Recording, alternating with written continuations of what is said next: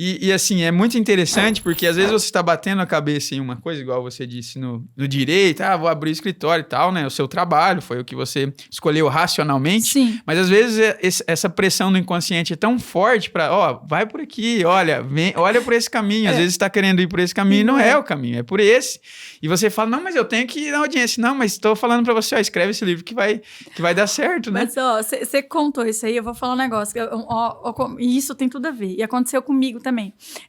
Eu, apesar que eu falei, fui professora e tal, e nossa, eu sempre gostei muito de ensinar e me vi professora, né? Não imaginava.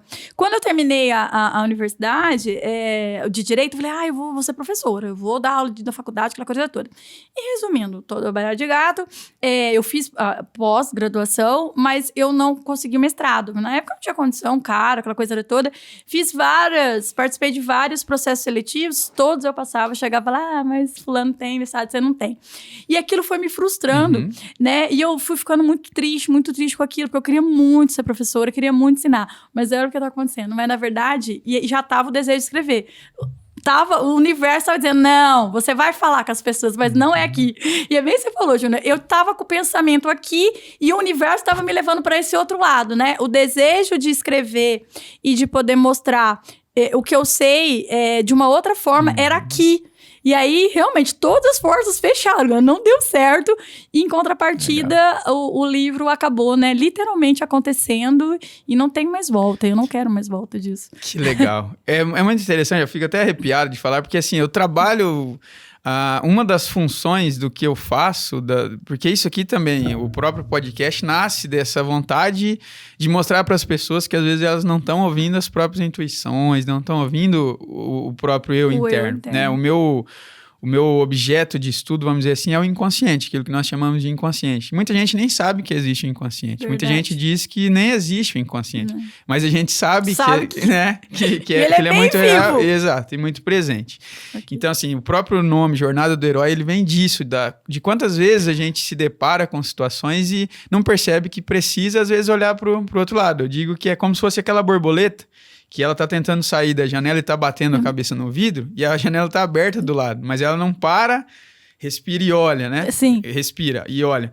Mas ela começa a bater até morrer. Então, às vezes, a vida tá nos empurrando para uma direção e a gente teimosamente quer ir para outra. E você falando isso, fala, nossa, se eu não tivesse... Já pensou se você não tivesse levantado, escrito o seu livro, se você não tivesse parado e falado assim, não, isso é bobagem, eu vou aqui para esse caminho que é mais seguro, né, o do direito e tal. Então, é muito interessante a gente ouvir essas nossas vozes internas, né, esse nosso chamado, esses nossos sentimentos internos. E você me disse que veio a trilogia, e veio bem definida já, porque assim, às vezes em filmes, lança-se um filme e faz um sucesso danado, e daí você vai lançar o 2 que nem estava previsto para lançar, e daí você conta uma história que não é tão agradável, exatamente, para tentar amarrar, para trazer o público que se conectou. Pelo que eu vi, não é o caso da sua trilogia. Ela já veio uma trilogia muito interessante. Você já sabia quando terminaria o primeiro, como terminaria o segundo? Como que é isso? Vamos lá, como eu falei pra você. Aí chegou aqui no episódio 1, né? Que eu dei esse insight que eu pensei, falei, não dá pra contar essa história dessa forma. E a inspiração falou, não, vai ser uma trilogia. Você vai escrever assim. Então aí foi na hora que eu terminei, parei nesse momento.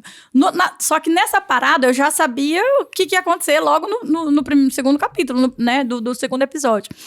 E aí, o que aconteceu? Aí, como eu falei pra você ter ideia, o final, eu escrevi aqui, ó, eu já tenho o final escrito do episódio 3 que eu tô escrevendo. E a pessoa falou assim, então assim, dentro do pacotinho, vamos falar assim, pra todo mundo entender como você falou, ela veio com o começo, meio e fim, ó, os personagens vai acontecer isso, vai terminar assim.